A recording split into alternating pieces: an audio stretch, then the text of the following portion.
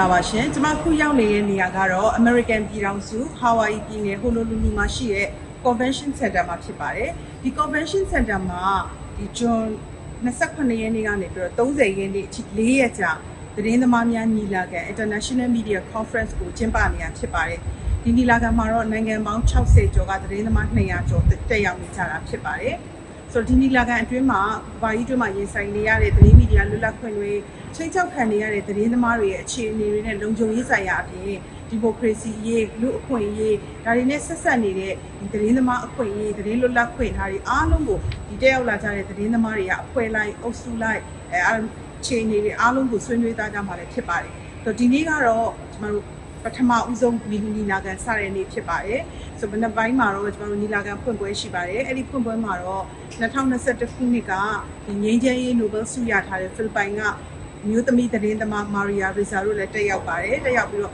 သူကလက်ရှိပေါ့ဖိလစ်ပိုင်အပါအဝင်ရှေ့တောင်အာရှရဲ့သတင်းပညာဆိုင်ရာတွေနောက်ပြီးတော့ဒီမိုကရေစီစံချိန်စံနှုန်းတွေကျလာတဲ့အကြောင်းတွေလူ့အခွင့်အရေးဆိုင်ရာအခြေအနေတွေပြီးဒီရုရှားယူကရိန်းကိစ္စနောက်မြန်မာနိုင်ငံအကြောင်းလည်းသူထည့်ပြောသွားပါတယ်ဒီအားလုံးပါပေါ့နော်သတင်းသမားတွေချိတ်ချောက်ခံရတယ်ဆိုတဲ့အခြေအနေကိုဆွေးနွေးပါတယ်နေ့လယ်ပိုင်းမှာတော့တက်ရောက်လာတဲ့သတင်းသမားတွေကဒီသူတို့ရဲ့အကြောင်းဒါသူတို့ရှိနေတဲ့နိုင်ငံတွေရဲ့ပေါ့နော်သူတို့ရှိတဲ့နိုင်ငံတွေရဲ့သတင်းနဲ့စာနယ်ဇင်းလွတ်လပ်ခွင့်သတင်းသမားတွေရဲ့အခြေအနေတွေကိုအပြန်အလှန်ဆွေးနွေးကြတဲ့ workshop တွေနောက်ပြီးတော့ဒီ press conference တွေသတင်းစာရှင်းလင်းပွဲတွေဒါသူတို့အုပ်စုလိုက်ကဏ္ဍလိုက်ရှိပါတယ်ဆိုတော့ပကြခင်အချိန်တွင်းမှာတော့ကျွန်တော်တို့ဒီပထမဆုံးနေ့ရဲ့ဒါထူးခြားဆုံးအစီအစဉ်တစ်ခုဖြစ်တဲ့သတင်းသမားတွေကိုစုပေးမဲ့အခမ်းအနားရှိပါတယ်ဒီအခမ်းအနားကိုကျွန်တော်တို့မြင်းစင်မကမကြခင်အချိန်တိုင်းတွင်းမှာလည်းထိုင်ရိုက်ထုံးနေမှာဖြစ်ပါတယ်ဒီစုပေးပွဲအခမ်းအနားကတော့သတင်းနဲ့စာနယ်ဇင်းလွတ်လပ်ခွင့်အတွက်เนาะအန်ဒီရဲ့ရှိနေပေမဲ့လည်းစွမ်းတမန်စူးစမ်းကြိုးပမ်းခဲ့ကြတဲ့သတင်းသမားတွေကိုဂုဏ်ပြုတာဖြစ်ပါတယ်အဲ့ဒီဂုဏ်ပြုတဲ့စုပေးပွဲအခမ်းအနားမှာကျမတို့မြင်းစင်မသတင်းဌာနရဲ့ editor ချုပ်ဦးစိုးမြင့်လည်းဆုရပါတယ်ဆိုဦးစိုးမြင့်ဆုရတဲ့အတွက်ဒါမြင်းစင်မသတင်းဌာနကိုစုပေးတာနဲ့လည်းအတူတူပဲပေါ့လေနော်မြင်းစင်မသတင်းဌာနကဆုရပါတယ်ဆိုတော့ဒီစုပေးပွဲခမ်းနားကိုကျမတို့မကြခင်အချိန်ပိုင်းအတွင်းမှာပဲမြင်းစင်မသတင်းဌာနရဲ့ Facebook website YouTube စတဲ့ဒီမြင်းစင်မထုတ်လွှင့်နေတဲ့ channel တွေအားလုံးမှာမကြခင်အချိန်ပိုင်းအတွင်းတိုက်ရိုက်ထုတ်လွှင့်ပြသသွားမှာလည်းဖြစ်ပါတယ် Event tonight honoring journalists of courage and impact. And we know there are so many we could honor tonight. This is the first batch for this year, but we know that there will be more in years to come. If your favorite isn't called this time, don't worry, we'll get to them eventually in these award ceremonies, perhaps at the next International Media Conference. We've got 7 awardees tonight, 5 of whom are here in person and 2 are joining us virtually, but someone will accept the award for each of our awardees. I will announce the awardee and read a little bit about them and then give them or the person that's collecting the award a chance to say a few things and collect the award for them. So we've got some information to impart to you. The full bios of all 7 of these are available in your program that you received either online or, yes, the online program, if you care to go back and refer to any of those folks. All right, our first awardee tonight, and we're going by alphabetical order, is Helen Elton. She was a news reporter, retired now from the Honolulu Star-Bulletin. Helen retired in 2010 after 55 years at the Honolulu Star-Bulletin as a reporter and occasional editor. She covered beats including the University of Hawaii, safety, state and governments, politics, legislature, human services, health and medical issues. Helen, you have informed people about health and science and environment and so many important issues across the state of Hawaii. People have always trusted and respected your 5 decades rather of reporting. Please give a round of applause to Helen Alton, our first recipient.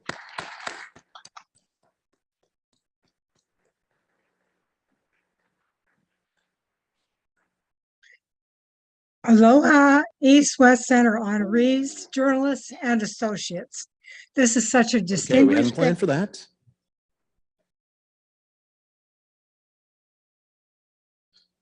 Stand by, ladies and gentlemen. We'll see if Helen can, if we can get the audio issues worked out.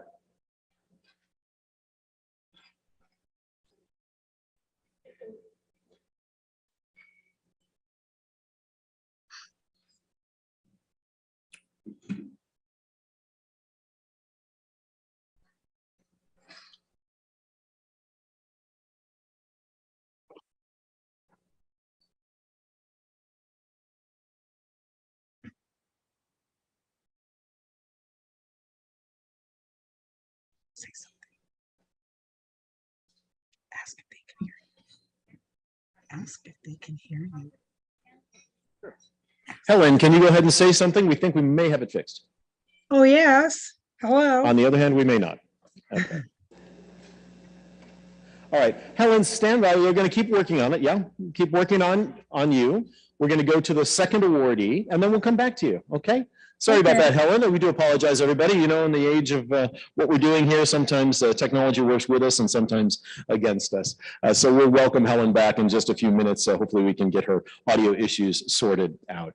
All right. Our second awardee is Jerry Burris, a political columnist and editorial page editor, also retired from the Honolulu Advertiser. Jerry worked at the Advertiser for 40 years, reporting on politics and governmental affairs, ultimately finishing his career as a political columnist and editor of the Advertiser's editorial pages. He was previously a correspondent for the former United Press International and in Honolulu, and a graduate of the University of Hawaii at Manoa. He was also a 1973 East-West Center Jefferson Fellow and participated in a number of East-West Center programs over the decades. He authored and co-authored several books, including The Dream Begins, How Hawaii Shaped Barack Obama, with his co-author, Stu Lauberman. And tonight, Stu is accepting the award on behalf of Jerry. Stu, would you please come up?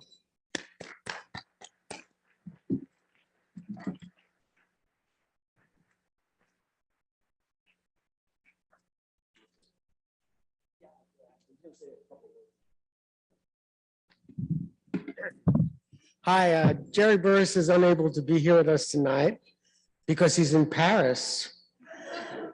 And you're lucky to have me here because I'm leaving for Paris tomorrow. So as mentioned, Jerry has been a towering figure in Hawaii journalism for about 40 years as a reporter and a columnist, an editorial writer, and a political analyst. And Jerry is universally admired because he is humble and he treats everyone he interviews with respect, even if he doesn't believe what they say. And he has a keen interest in what we call the Asia Pacific region. And that's what led Jerry to the East-West Center. And these are his remarks in gratefully accepting this honor. In early 1973, I was stranded for nearly a week on the tiny coral atoll of Majuro because I somehow managed to miss my plane. And I thought I had blown my Jefferson Fellowship travel program, even as it had barely begun. Not that spending a week in the Marshall Islands is all that terrible, particularly if you enjoy lukewarm Budweiser. But I had places to go. And after that week's delay, the trip was revived and I went on to tour the rest of Micronesia, then Japan, Taiwan, Vietnam, Indonesia, and points south. It was the trip of a lifetime. And in those days, the fellowship was a full academic year. Imagine a time when journalists from around the country and around the world were able to wrangle a full year off to study in beautiful Hawaii, and those days are long gone. But what I finally realized was this: what I gained was not so much what I learned that year, instead it was to appreciate what I didn't know. This was a humbling experience. It taught me that there are many different ways to see the world and to understand it. And no one has a monopoly on the right way or the best way.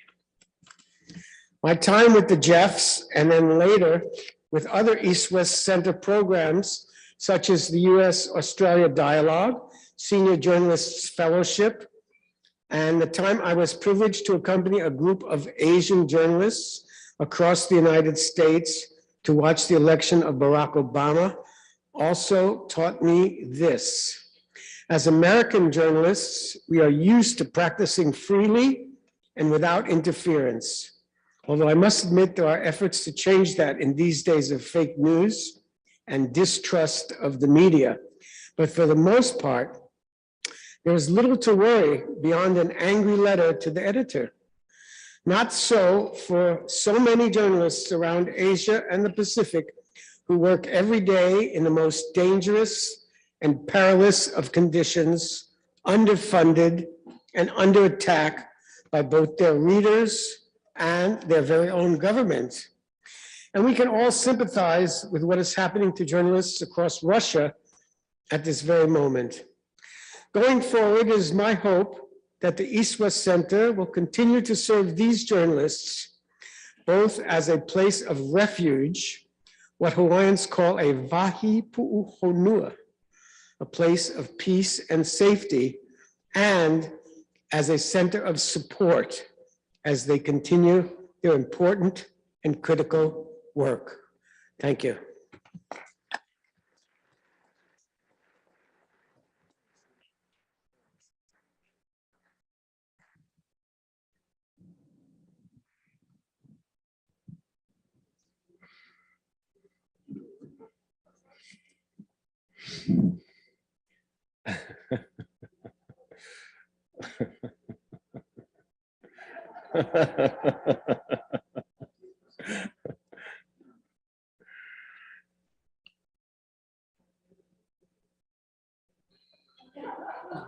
All right, thank you, Stu, and congratulations to Jerry Burris. Please give him my best when you make it to Paris. Yeah? Thank you. All right, I am told that we have been made contact with Helen Anton. We're going to bring her back, retired after 55 years at the Honolulu Star Bulletin. Helen, are you with us? Yes, I am.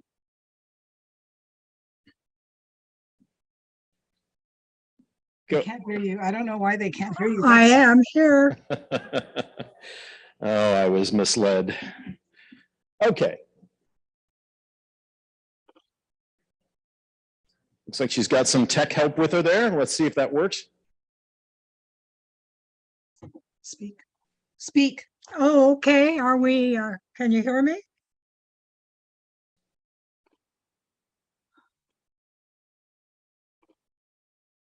Hello?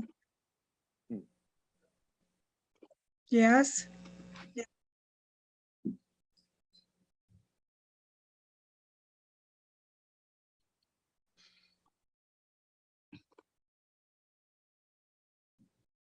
All right, we're going to move forward.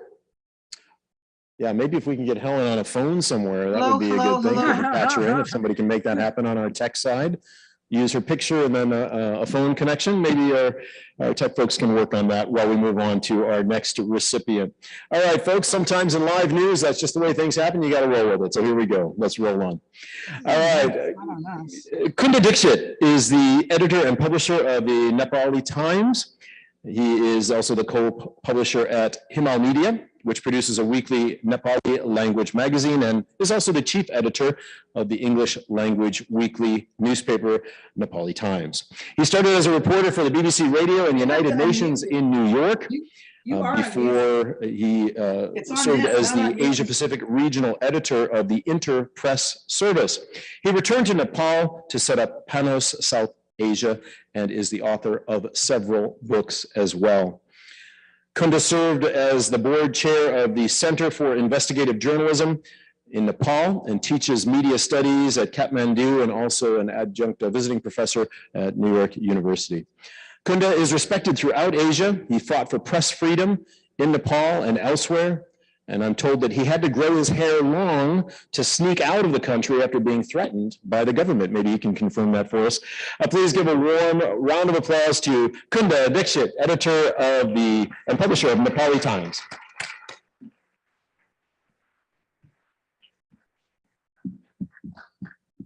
Thank you, Glenn. Actually, I have to cut my hair short and wear shades and a hat. You know, if this was the Oscars, my award would be for Best Supporting Role category, because that's actually what my journalism has been all about, supporting others in the media profession through mentorship and on-the-job training. In fact, the joke back home in Nepal is that the Nepali Times is a classroom, not a newsroom. At the paper, my focus has not just been to teach how to do journalism, but why to do journalism. And this is especially important at this time in history when the mass media is in a financially fragile state. And this makes it more vulnerable to pressure from corporate interests, from the state, and from the metaverse.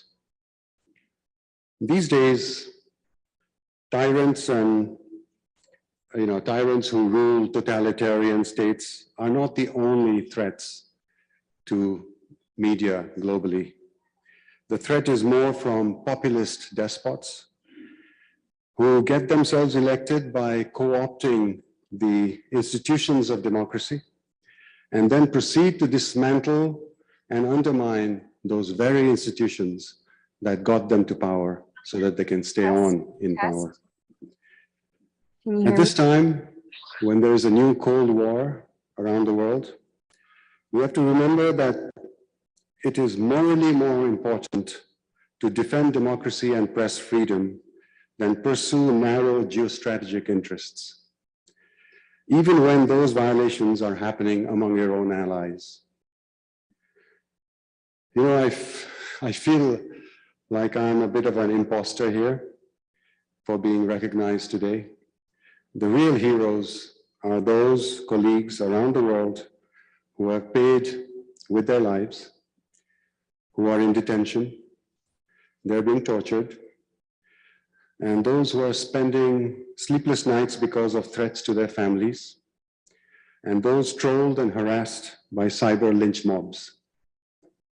It's an honor for me to represent them. At times in the past, when our office was vandalized and we were physically assaulted, the thing that kept our hopes up was that darkness is always followed by a new morning. And during those long months in exile, the person I missed the most back home was my dog. I kept my hopes up by reminding myself that I would see him again one day, and I did. He taught me how not to be a lapdog, but to be a watchdog.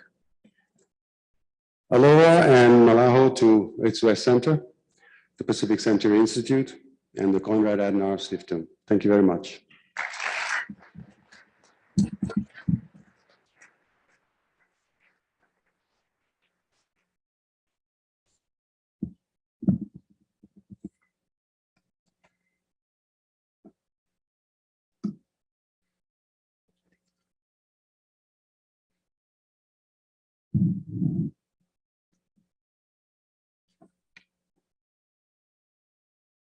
Congratulations, Kunda.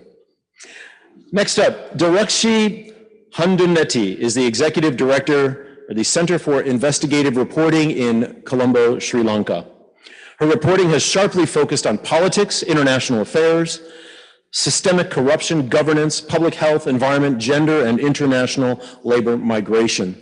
And any of you who follow Sri Lankan politics know that the last 6 months or so have been, or even a little bit more, have been a very, very trying time indeed in that country. With over 25 years of experience in law and journalism, her work has appeared in The Guardian, Washington Post, and Al Jazeera, and The Humanitarian, as well as others. She currently serves as the Sri Lanka editor of Mangabe. Doraksi, you just spoke to The Hague about the murder of your former editor at risk to yourself and your family. You have fought for press freedom. You have trained women journalists in Afghanistan. You have reported during the long civil war in your own country, and you are now a 2022 vital and the only female journalist to get that honor. Doraksi, congratulations on this award.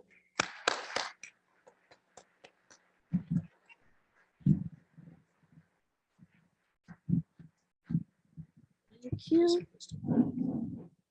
So I'm going to tell you a story, but I'll be brief.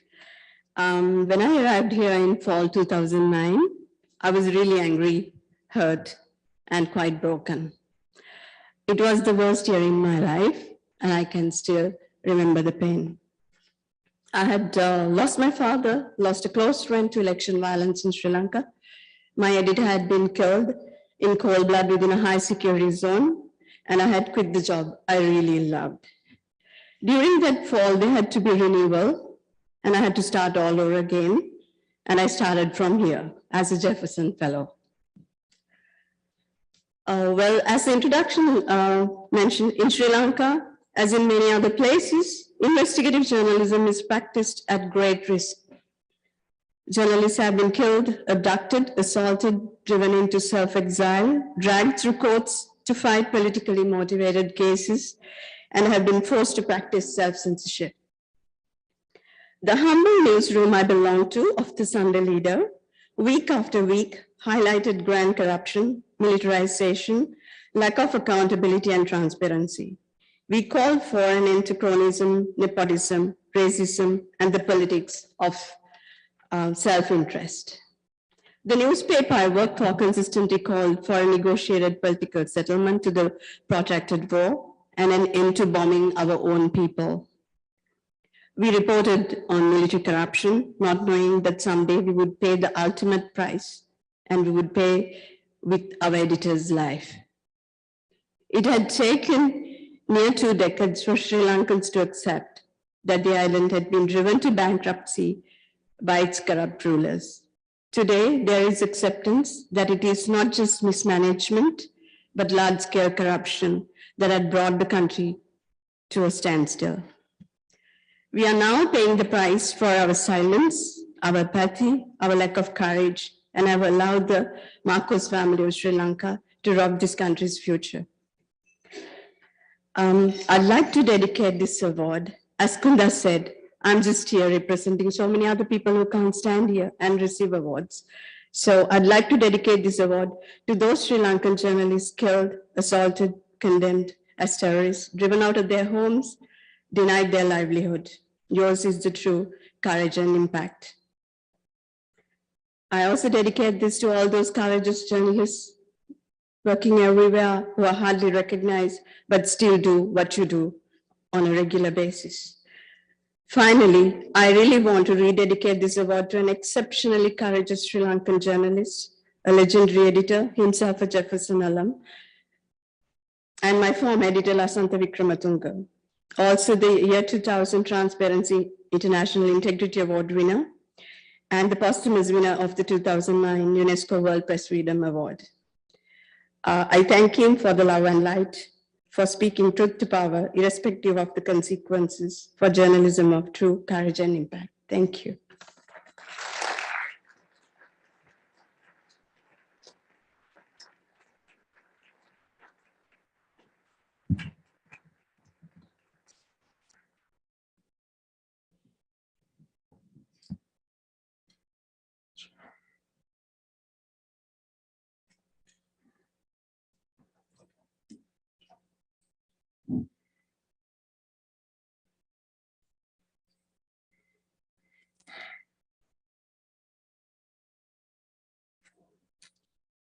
All right, congratulations, Doraksi.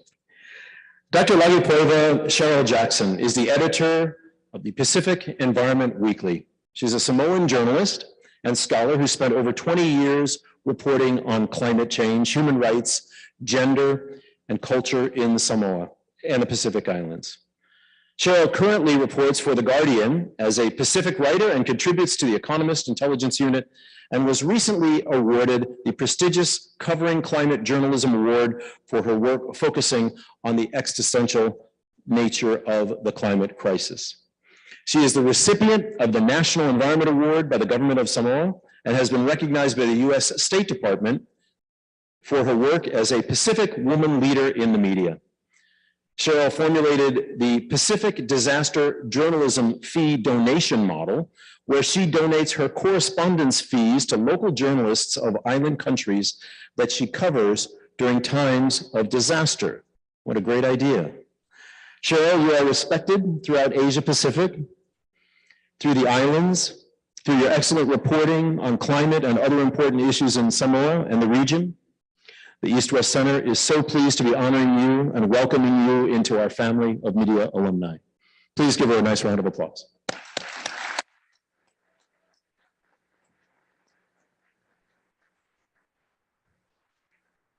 Test, test, test, test. Yes, I'm very short, so let's adjust accordingly. E mo lava ona o whaatulo I pa ia o le so. E amata mai I Hawaii se ia pa ia lauloto o ali'i. O te whaatulo, tulo na lava. I acknowledge the traditional owners of this land, our Polynesian ancestors. Talofa lava from the South Pacific, from Samoa.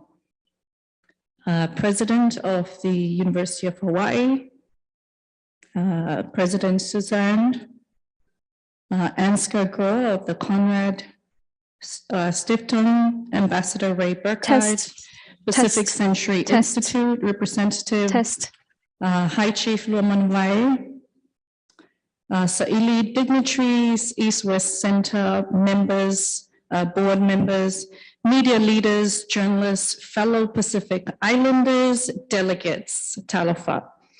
As women journalists are killed around the world in the pursuit of truth, I feel somewhat unworthy of this award.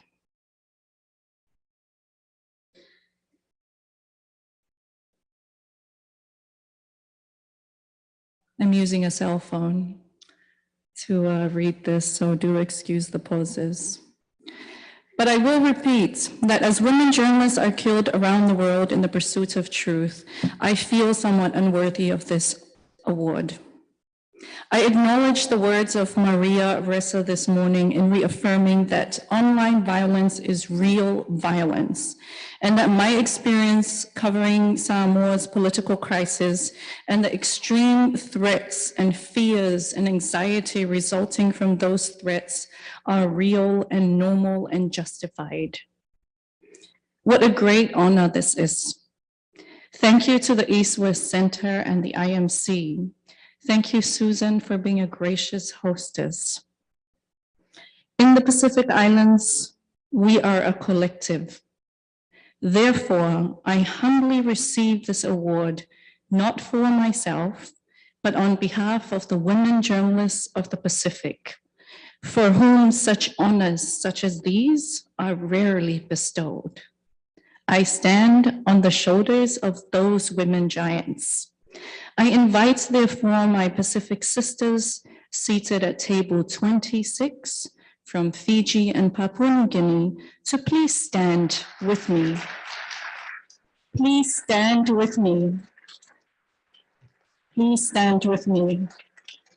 This is our award. I stand here for us, for we are collective. Thank you, my sisters. I accept this award also on behalf of the women journalists of Samoa, who suffered just as I did in the political crisis, whose offices burned down just as mine has, whose families and children and mothers and fathers are threatened on a daily basis whenever we cover contentious stories. This is also for them, for I stand here as a Samoan woman journalist also on their behalf. On occasions like this, I reflect on my late mother, High Chief Vasili Fiti Moilangi, a fearless indigenous leader who raised me to speak my truth no matter what. Fafitai te lava. She is represented here by her dear friend, High Chief Luaman.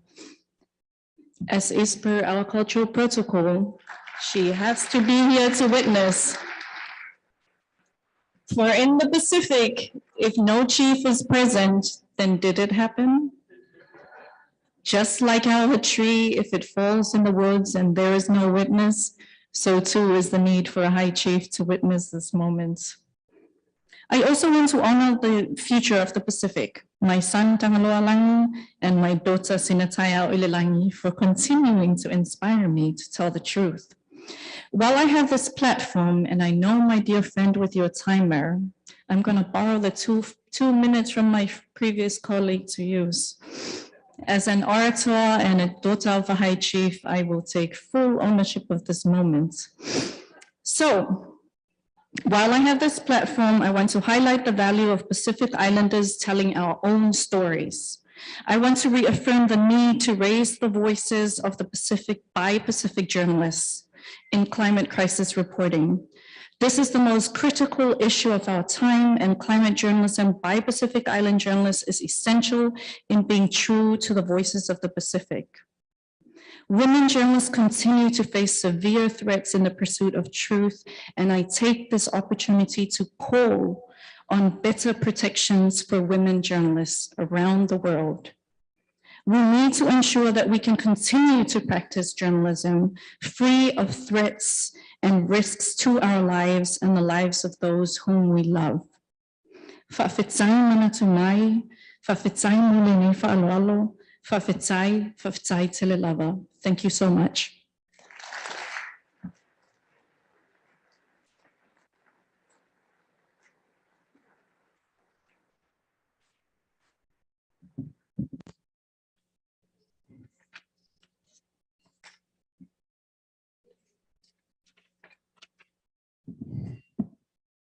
All right, while they're taking their photo, and congratulations.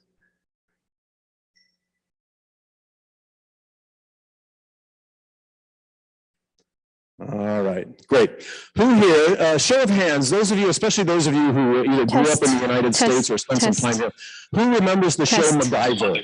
Anybody remember that show? It was a show, for those of you that are not familiar, that during the show, the lead character always came up with some sort of a challenge where he had to solve it, and typically he would use rubber bands and a toothpick and some bubble gum and somehow come up with a solution, right? Well, we are doing the MacGyver version of that tonight to bring Helen to you. So, Helen, are you there? Yes. All right. Let's bring Helen on screen, please. No, not me. We need Helen.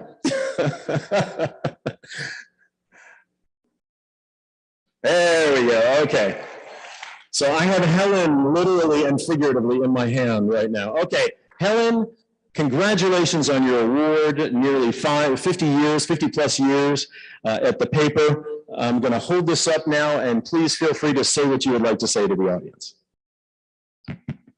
Aloha East West Center honorees, journalists, and associates. This is such a distinguished gathering. It is humbling to be among you, even virtually. Thank you so much for this award, and congratulations to the other honorees. As a retired news reporter for 57 years, I look with awe at the dramatic changes and risks of covering news in today's chaotic world. Just reporting accurate information has become an issue. I started with notepads and primitive typewriters, and since advanced technology has brought phenomenal improvements in a journalist's tools. However, along with the benefits of the digital age have come some negative inputs. A friend and I often discuss the state of journalism today. She also retired after many years of reporting and editing. We had great careers, but lucky that they are behind us in this troubled environment. We don't have to face such horrific issues as polarized politics, a divided country, hostility, gross information, and outright lies. I began my career for $50 a week at a small daily in Orange, California. As the only reporter on the fledgling paper, I covered everything from council meetings to the opening of Disneyland. In 2 years, after a $5 raise was rescinded because of budget reviews, I moved on to the Star Bulletin, a daily afternoon newspaper with a reputation for fighting injustice, inequality, and wrongdoing. Its diverse, multi-ethnic staff included many women, unusual for those times. My first assignment for arriving in 1955 was to help cover the territorial legislature in historic Iolani Palace. I continued to cover the legislature and state officials when they moved to a newly built state capitol. Other beats included Human Services, Corrections, the University of Hawaii, Science and Health, as well as working for the city desk. One of my most exciting assignments was flying to Maui to interview famed aviator Charles Lindbergh. Although he had always shunned publicity, in his old age, he wanted to discuss the devastation of the earth he had seen while in flight. He stressed the urgent need for conservation. Also, for a nice memorable recording, photographing hippies camping on remote beaches, in trees, and caves on the neighbor islands. Other highlights included covering two of President Clinton's visits in the National Press Corps, observing the July 1991 solar eclipse on Mauna Kea, and going to Kauai in 1992 with another reporter and photographer for on-site coverage when Hurricane Iniki battered the island. Our mid-Pacific location provided many opportunities to meet and interview prominent foreign and American leaders and celebrities passing through. Among those were Korean President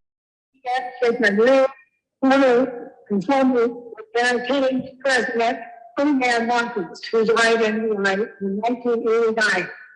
Others were Chief Secretary Warren Catherine Hepburn, Pat Richard Nixon before he went into the White House, and Hillary Clinton when she was stumping for the husband's first presidency. Our mid-Pacific location, over the years, I also met President Lyndon Jackson at the East-West Center's 1961 groundbreaking. Over the years, I passed up other job offers, such as being a governor's press secretary, teaching journalism, writing for TV, or becoming an editor. I had worked on the city desk, but always preferred reporting. The Star Bulletin's department office supported opportunities for me to work at other newspapers. One was the Adelaide News in Australia, where I went in 1958 as an exchange student. My Aussie editor sent me the cover so I can do with other newspapers.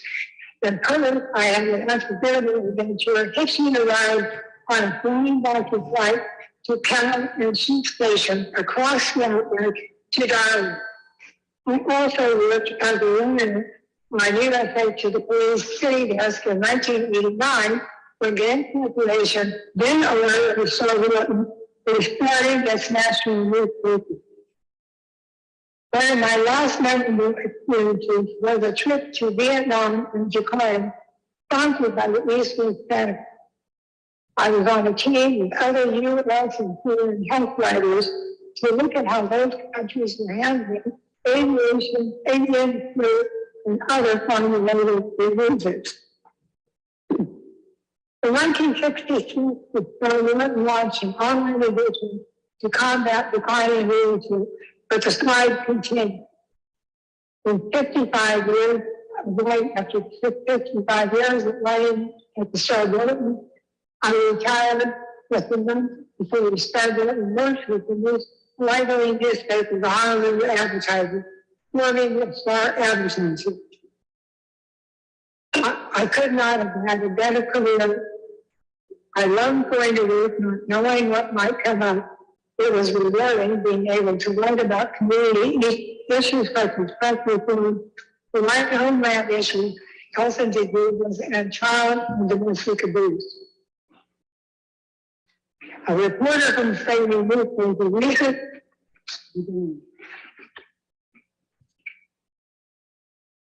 recently said on TV that journalism is one of the most noble professions there is. I think it was easier and more fun in the past, but it is even more critical now to inform the community of other people. I applaud journalists everywhere who are struggling, even facing pain and death, to give people truthful news. Mahalo to the East-West Center for organizing this important conference. We wish you success in addressing many and complex issues in your workshops and in future endeavors. All right. Thank you, Helen. Helen, thank you. Great job. And as we all know, sometimes when you're a journalist, you have to do things a little bit creatively to get the story done. So we give kudos to Helen for doing that. Unusual experience. Sorry, say that again? This was an unusual experience for me. Thank you very much. And Helen, let me tell you, this audience will never watch an episode of MacGyver again without thinking about you. So you are you're forever ingrained. And also, Helen, just one last note. This is a personal best for me. I've never stood at a podium for this long and not said anything. And those of my friends in the audience know that. So thanks so much for that as well. Okay, thanks, Helen. Good stuff. Okay, let's move on to our next recipient. Is Parvez Kawa, the news editor of Afghanistan International Television in Washington, D.C. Parvez is a media specialist, civil society activist, a journalist with more than 20 years working in radio, TV, and print. In 2018, he received the East-West Center International Media Conference Journalist of Courage and Impact Award. Parvez is an advisor to Afghanistan Journalist Center. He also worked tirelessly to evacuate his staff from Afghanistan after the recent Taliban takeover or retakeover. He relocated to the US since then, but has told heart-wrenching stories about journalists in Afghanistan and the struggles they still face every day. And he and his country have endured throughout these recent months, not to mention the last 20 plus years. Parvez, I know some of your colleagues are still there, and he has now restarted a successful career, as I mentioned, in Washington, D.C. We're certainly hoping for the best for his colleagues who are still doing fearless work reporting in Afghanistan. Please welcome me in congratulating Parvez Kawa.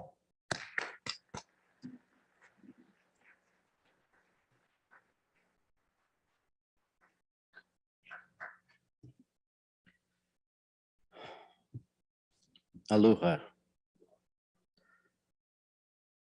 We are sitting here in this beautiful Hawaii, but there is not a moment that takes me out of Afghanistan and out of those colleagues who are tirelessly working for journalism and for free flow of information inside the country.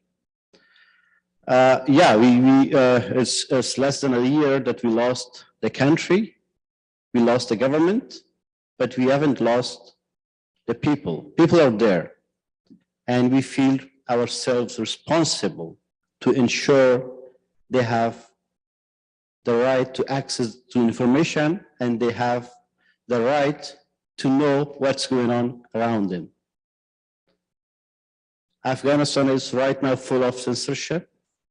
Afghanistan doesn't really have that freedom of information and freedom of press that it was enjoying in the last 20 years, but still there are media outlets operating on Afghanistan and outside Afghanistan for the people there. And it has been always the support of people that enables reporting from Afghanistan.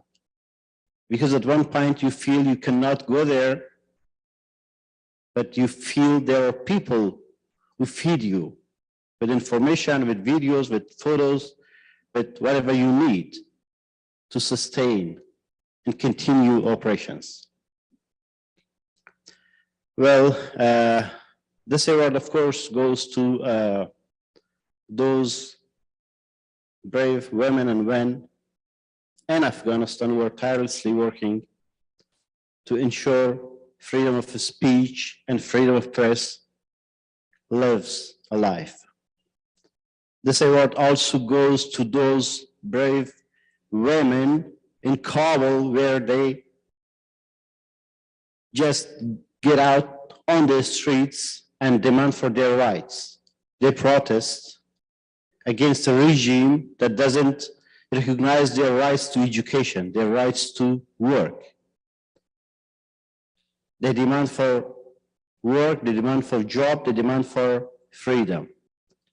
and they are the real heroes who make impact inside the country. So this award, of course, goes to them. And also this award goes to all my colleagues who have tirelessly worked to ensure press freedom is there, and press freedom and the whole history of press freedom in Afghanistan stays alive and continues.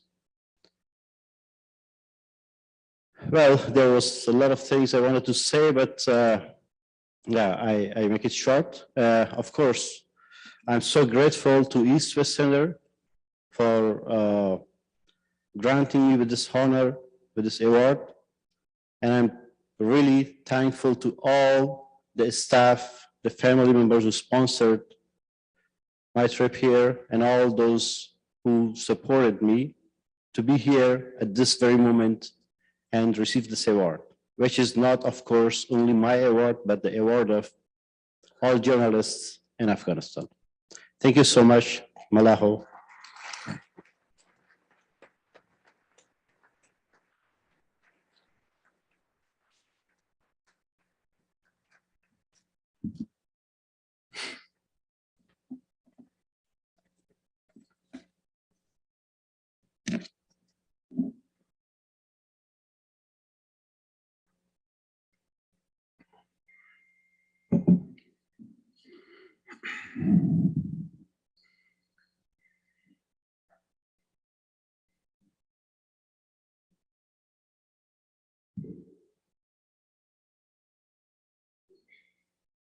Our final recipient tonight is So Mint, the editor-in-chief and managing director of Mizzima Media Group. So Mint has been working in media for some 30 years and in exile for 24 of those years, while his country was under military dictatorship. In January 2012, Mizzima was the first exiled media to move back to Myanmar when the country was opening up to democratic change and great hope that Susan spoke about earlier this evening when we had our media conference there in 2014. There was great hope that there would be some serious and long-lasting changes. However, military regime, the junta, closed Mizzima's TV channel shortly after seizing power in February 2021 in the latest coup, revoking Mizzima's media licenses and raiding their headquarters in Yangon. Thus far, 6 Mizzima journalists were arrested and tortured by the regime in jail. 4 of them were released in late 2021. 2 colleagues still remain imprisoned. So Mint and 17 other of his staff members face more charges for Mizzima's continued reporting for the coup. Those charges, if they are convicted, could land them life in prison. Despite these dangers, So Mint and his Mizzima colleagues are working from locations both inside and outside of that country to continue Mizzima's operations as independent media in Myanmar. The 140 employees still broadcast and publish independent news, information, entertainment on TV, shortwave radio, FM radio, and online. They reach some 30 million media consumers daily, both inside and outside of Myanmar. So Mint has remained in Myanmar reporting and editing undercover in safe houses with satellite phones at great risk to his personal safety and health.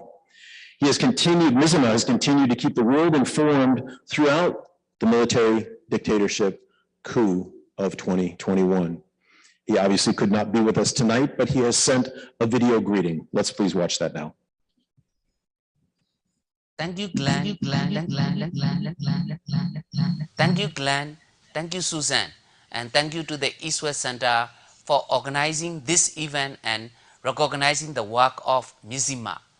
I would like to dedicate this honor to all journalists and non-journalists working under extremely difficult circumstances at Mizzima and other independent media houses in Myanmar.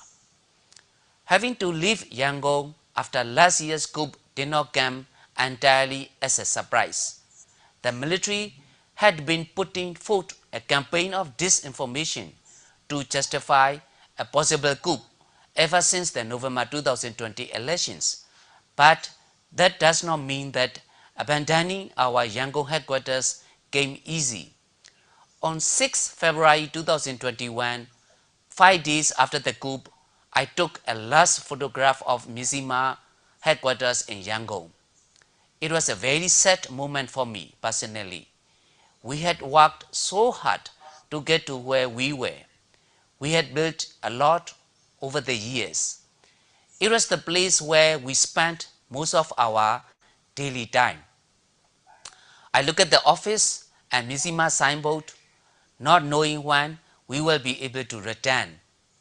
I recalled when I first left Rangoon for the jungles to fight for democracy in 1988, when I was a member of the student protest at Rangoon University. At the time, I also didn't know when I would be able to return, but I left a note for my mother telling her it would not be long, probably 6 months. It turned out to be 24 years, and now we face a similar unknown timeline. As you are aware, Myanmar today is a largely lawless country. In addition to daily armed clashes between the Myanmar regime and opposing civilian and ethnic forces, there is a rising trend in the use of death squads to carry out attacks on opponents of the junta. Insecurity, both physical and financial, is a daily fact of life for many in the country. Mizzima has had several journalists and staff arrested and tortured by the Myanmar military regime, including co-founder Tin Tin Aung. What some of you may not be aware of is that shortly before last year's coup, I underwent major cancer surgery, and I continue to need treatment. When we traveled to the jungles last year to set up Mizzima's temporary head office inside Myanmar, from where we continue to operate, I had to trek back the way with a longi, a traditional Burmese item of clothing wrapped tightly around my surgical wound.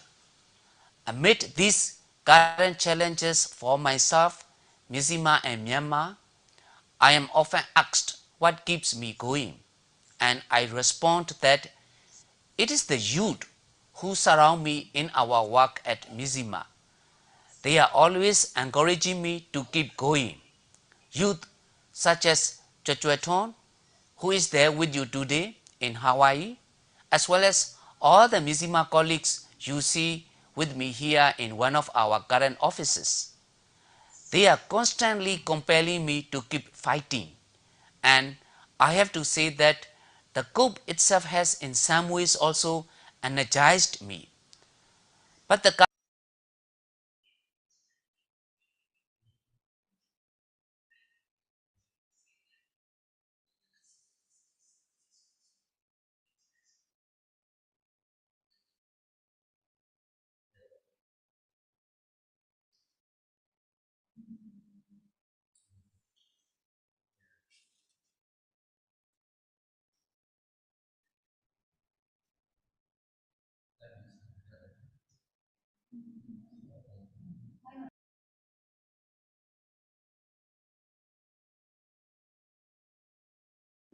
all Burmese journalists. Thank you so much. Thank you, Susan, and thank you, Iwa Sandas. Yes. Thank you, Chechu.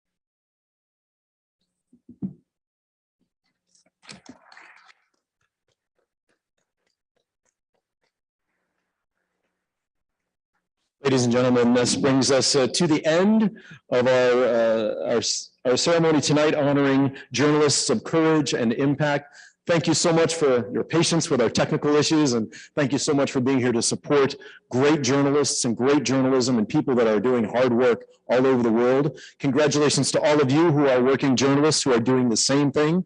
And we hope that not only do you succeed and are safe in the future, but that you will come back to the next East-West Center International Media Conference in 2 years' time. I'm sure Susan will be telling us all about it any day now, maybe not today or tomorrow, but soon. I am told to remind you that the buses back to campus, Lincoln Hall, are leaving at approximately 8:30. So you've got 6 minutes, apparently, to sprint down the stairs. Susan, that's what we're told. We'll try to see if we can't hold those buses for just a couple extra minutes so that you don't have to all scurry down there and trip over each other. Tomorrow morning, 9 a.m. start again back here, and the buses will be at what time, Susan, from campus?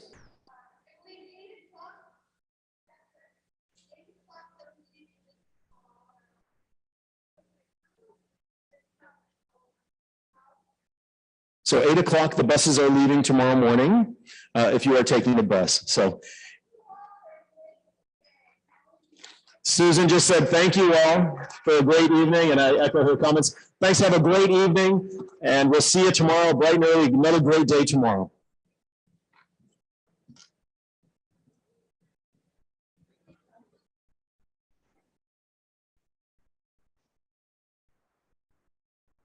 Okay, ဒါကတော့ Hawaii ပြည်နယ် Honolulu မှာကျင်းပနေတဲ့ International Media Conference ရဲ့တစ်စိတ်တစ်ပိုင်းဖြစ်တဲ့စုပေးပွဲအခမ်းအနားကိုကျမတို့တိုက်ရိုက်ထုတ်လွှင့်ပြသခဲ့တာဖြစ်ပါတယ်။ဆိုတော့ International Media Conference ကတော့နောက်ထပ်2ရက်ရှိပါသေးတယ်။ဒီ2ရက်အတွင်းမှာလည်းကျမတို့Mizzimaဝိုင်းတော်သားတွေကဒီလက်ရှိမြန်မာနိုင်ငံအတွင်းမှာကြုံနေရတဲ့သတင်းသမားတွေအခြေအနေမြန်မာနိုင်ငံသတင်းနဲ့စာနယ်ဇင်းလွတ်လပ်ခွင့်အခြေအနေတွေလက်ရှိအာဏာသိမ်းပြီးတဲ့နောက်ပိုင်းအဆိုးဝါးဆုံးကြုံနေရတဲ့မြန်မာနိုင်ငံလူထုအခြေအနေတွေအကြောင်းကိုလည်းကျမတို့တင်ပြဆွေးနွေးသွားဖို့ရှိပါတယ်။ဒါကြောင့်မလို့ဒီကြံနေသေးတဲ့2ရက်အတွင်းမှာဒီမီဒီယာကြီးအတွင်းမှာကျမတို့မြန်မာနိုင်ငံတွေနဲ့ပတ်သက်ပြီးတော့ဘယ်သူတွေပါပြောကြတယ်လဲကျမတို့မြန်မာနိုင်ငံအတွက်ဘယ်လိုများဆွေးနွေးခဲ့တယ်လဲဆိုတာတွေကိုကျမတို့အလင်းသင့်နေလှစ်တယ်လို့ထုတ်လွှင့်ပြသသွားမှာဖြစ်ပါတယ်။ကြည့်ရှုအားပေးကြတဲ့Mizzimaပြည်သက်အားလုံးကိုကျေးဇူးများကြီးတင်ပါတယ်။ကျမမတ်သိန်း TV ပါAmerican ပြည်ထောင်စု Hawaii ပြည်နယ် Honolulu ကနေတိုက်ရိုက်သတင်းပေးပို့နေတာဖြစ်ပါတယ်ရှင်။